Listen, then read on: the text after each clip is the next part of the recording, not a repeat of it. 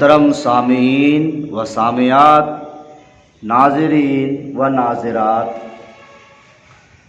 بہت سے لوگوں کا کہنا کہ قرآن شریف پڑھا جائے یا اور ذکر و اذکار کیا جائے اور قرآن پڑھ کر اور ذکر و اذکار کر کے یہ کہا جائے کہ اس کا ثواب فلاں مرنے والے کو پہنچے، تو کیا یہ پہنچتا ہے؟ جسے ہم اپنی زبان میں قرآن خوانی کہتے ہیں کہ چند لوگ جمع ہو جاتے ہیں، قرآن پڑھتے ہیں، ذکر و اذکار کرتے ہیں اور یہ کہتے ہیں کہ ہم نے جو کچھ پڑھا ہے اس کا ثواب فلاں مرنے والے کو پہنچے۔ اگر ثواب پہنچتا ہے تو گناہ بھی پہنچنا چاہیے۔ دنیا میں بہت سے ایسے لوگ ہیں جو انتقال کر جاتے ہیں، مر جاتے ہیں، دنیا میں ان کے بہت سے دشمن رہتے ہیں۔ تو جو دنیا میں ابھی لوگ ہیں اور مرنے والا جو ان کا دشمن مر گیا، تو جو ابھی جو زندہ ہے یہ تو اپنی زبان سے الٹی سیدھی بہت سی بےہودہ گالیاں بکے گا اور کہے گا کہ میں نے جو کچھ یہ گالیاں بکا ہوں اس گالیوں کا گناہ فلاں مرنے والے کو پہنچے۔ جب قرآن کا ثواب پہنچ رہا ہے تو گالی کا گناہ بھی پہنچنا چاہیے۔ صرف ثواب کیوں پہنچے گا، گناہ بھی پہنچنا چاہیے۔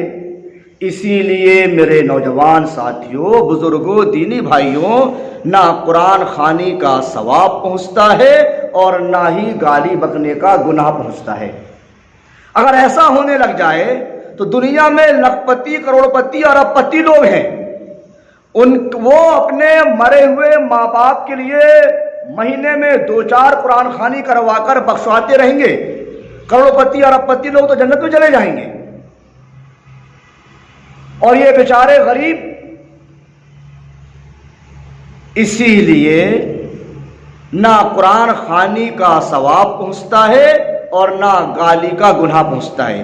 اگر قرآن خوانی کا ثواب پہنچ رہا ہے مرنے والے کو تو گالی کا گناہ بھی پہنچنا چاہیے۔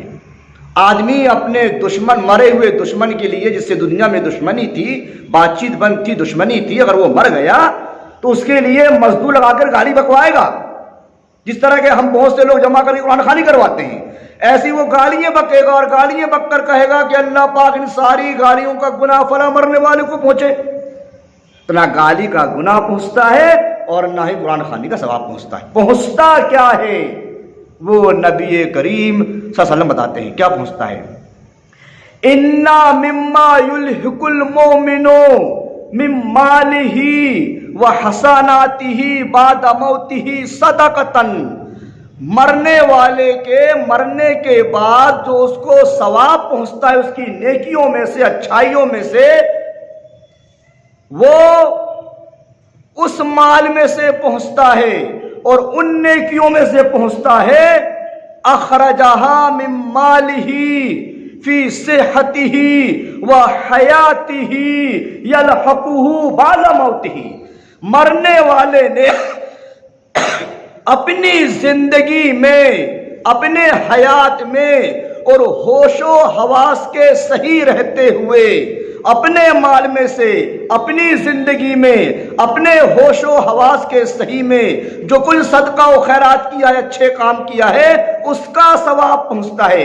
یلحقہ من بعد موتہ، مرنے کے بعد اس چیز کا ثواب ملے گا۔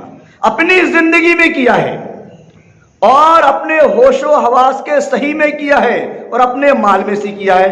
اب مرنے والا مر گیا، اب اس کے مرنے کے بعد اگر ہم کہہ رہے ہیں اور حدیث کہہ رہی ہے کہ اپنی زندگی میں اچھے کام کیا ہے، اپنے مال میں سے صدقہ و خیرات کیا ہے اور اپنے صحت تندرستی کی حالت میں کیا ہے، ایسا نہیں کہ ہمارے گھر کا مرنے والا مر رہا ہے ہم کہتے ہیں بھیا لے جاؤ اتنے پیسے صدقہ و خیرات کر دو اس کے نام سے، نہیں، حدیث تو یہ بتا رہی ہے اپنے صحت میں، تندرستی کی حالت میں، مرتے وقت غرغرے کے عالم کا صدقہ و خیرات نہیں، اپنی زندگی میں، اپنے مال میں سے، اپنے ہوش و حواس کے صحیح میں جو کچھ کیا ہے وہ مرنے کے بعد اس کو ثواب ملے گا۔ اسی لیے میرے نوجوان ساتھیوں، بزرگوں، دینی بھائیوں، میری ماں و بہنوں، قرآن خوانی کا نہ ثواب پہنچتا ہے اور نہ ہی گالیوں کا گناہ پہنچتا ہے۔ اگر قرآن خوانی کا ثواب پہنچ رہا ہے تو گالی کا گناہ بھی پہنچنا چاہیے، گالی کا گناہ بھی پہنچنا چاہیے۔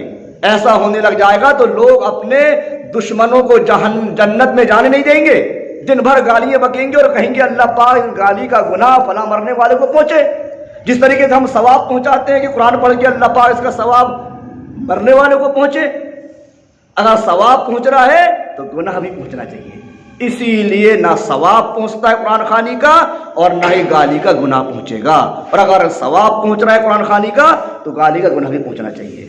یہ دونوں چیز نہیں پہنچتے، اسی لیے ہم اپنی زندگی میں بذات خود اپنی خود کی عبادت کریں، خود کی محنت کریں، خود کے نمازیں پڑھیں، صدقہ و خیرات کریں اپنے مال میں سے، اور قرآن کی تلاوت کریں اپنی زندگی میں، یہی پہنچے گا۔ مرنے کے بعد لاکھ قرآن خوانی کر لو آپ، ثواب نہیں پہنچے گا۔ اگر ثواب پہنچے گا تو گالی کا گناہ بھی پہنچنا چاہیے۔ ہمیں اللہ سمجھنے کی توفیق عطا فرمائے، آمین۔